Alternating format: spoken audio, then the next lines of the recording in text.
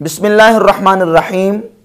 نبی پاک صلی اللہ علیہ وآلہ وسلم کا معجزہ اسراء اور معراج ایک بہت بڑا عظیم معجزہ ہے اور ایک محیر العقول معجزہ ہے، جس کو اللہ رب العزت نے قرآن مجید فرقان حمید میں ذکر فرمایا اسراء کو،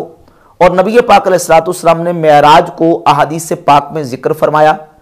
نبی کریم علیہ السلام کے کثیر صحابہ اکرام علیہم رضوان اس معجزہ معراج کے راوی ہیں، اور رسول اللہ صلی اللہ علیہ وآلہ وسلم کے اس عظیم معجزہ کو ائمہ محدثین نے فضائل اور سیرت اور تاریخ کی کتابوں کے اندر باقاعدہ چیپٹرز اور ابواب قائم کر کے ذکر کیا، اور بحمد تعالی اہل ایمان کا یہ تعامل ہے اور یہ عمل چلا آ رہا ہے کہ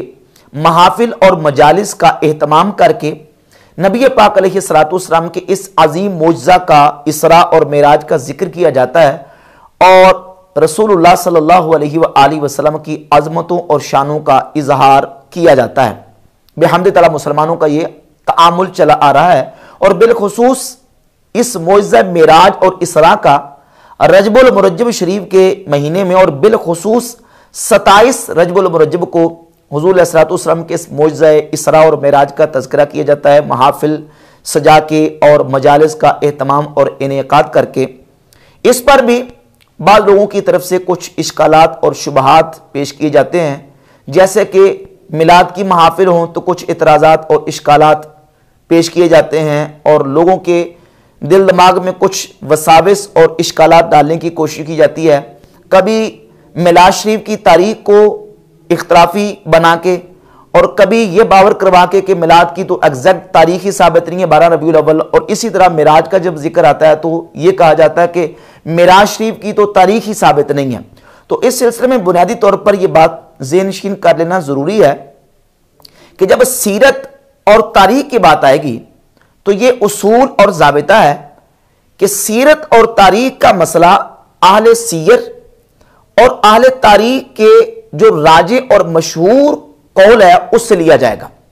ہم نے یہ دیکھنا کہ اہل سیر نے اور اہل تاریخ، اہل سیر سے مراد سیرت نگار، جنہوں نے نبی پاک صلی اللہ علیہ وآلہ وسلم کی سیرت پاک کو باقاعدہ شروع سے لے کر آپ علیہ السلام کے وصال اقدس تک مکمل جو ہے وہ ترتیب کے ساتھ تحریر کی ہے، ان سیرت نگاروں کو ہم دیکھیں گے۔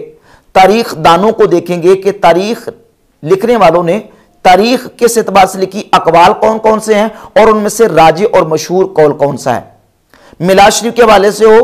یا نبی پاک علیہ السلام کی ہجرت کے حوالے سے ہو، یا نبی پاک صلی اللہ علیہ وآلہ وسلم کی اسراء اور معراج کے حوالے سے ہو۔ تو اس سلسلہ میں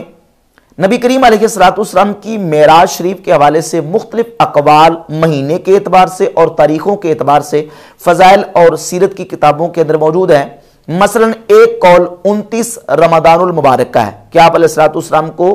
اللہ رب العزت نے 29 رمضان المبارک کو معراج اور اسراء کروائی، اور ایک قول ربیع الاول شریف کا ہے، اور ربیع الاول شریف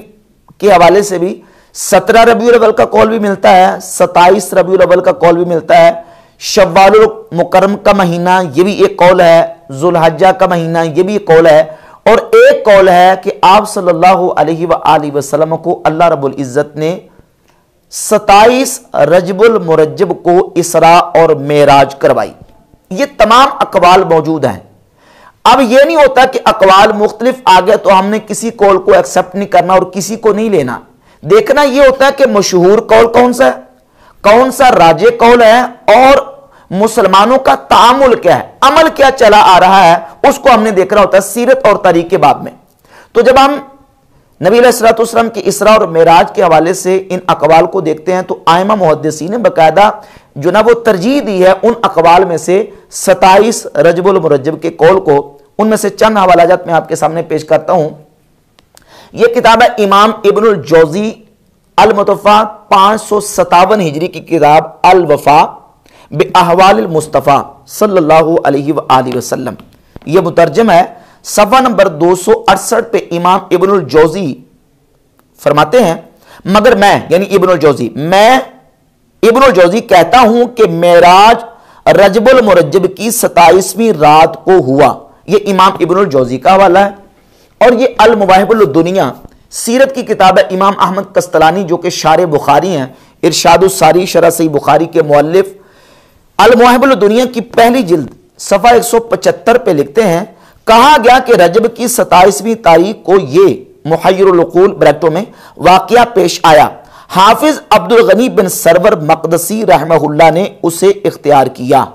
यानी इमाम अब्दुल गनी अल मक़दसी जो कि बहुत बड़े मुहद्दिस हैं, उन्होंने इस जो कौल है इसको राजे और मशहूर और इसको इख्तियार किया है कि 27 रजब मुरज्जब को आप सल्लल्लाहु अलैहि वसल्लम को अल्लाह रब्बुल इज़्ज़त ने मौइज़ा मेराज अता फरमाया। ये हाफिज नूरुद्दीन हलबी, उनकी किताब है सीरतुल हलबिया, इसकी जिल्द नंबर 1 सफ़ा नंबर 515 पे लिखते हैं कि रजबुल मुरज्जब का महीना जो है उसकी 27 तारीख के हवाले से जिक्र करते हैं। कहते हैं वकीला मिन रजब वख्तार हाजल अखीरा अल हाफिज अब्दुल गनी अल मक़दसी। कहते हैं कि पीछे 27 का जिक्र करते आ रहे थे कि 27 रबीउल आखिर और 27 रजब, और कहते हैं इसी 27 रजबुल मुरज्जब के कौल को इख्तियार किया हाफिज अब्दुल गनी अल मक़दसी ने। व अलैहि अमलुन नास, इसी पर लोगों का अमल है कि वो 27 रजबुल मुरज्जब ही को नबी पाक सल्लल्लाहु अलैहि वसल्लम के मौइज़ा मेराज का और इसरा का जिक्र करते हैं। और ये चौथा वाला हाफिज इब्न कसीर की अल बिदाया व निहाया की जिल्द नंबर 3 सफ़ा नंबर 135 का हाफिज इब्न कसीर भी हाफिज अब्दुल गनी बिन सरवर अल मक़दसी के कौल को राजे और उसको जिक्र करते हैं कि उन्होंने इसी कौल को इख्तियार किया है कि 27 रजबुल मुरज्जब को आप सल्लल्लाहु अलैहि वसल्लम को इसरा और मेराज के मौइज़ा से मुशर्रफ फरमाया गया। तो ये बिहम्दिल्लाह तारीख के हवाले से जो उलमा और मुहद्दिसीन की किताबें हैं उनके अंदर ये तारीख मौजूद है कि 27 रजबुल मुरज्जब को आप सल्लल्लाहु अलैहि वसल्लम को मेराज करवाई गई।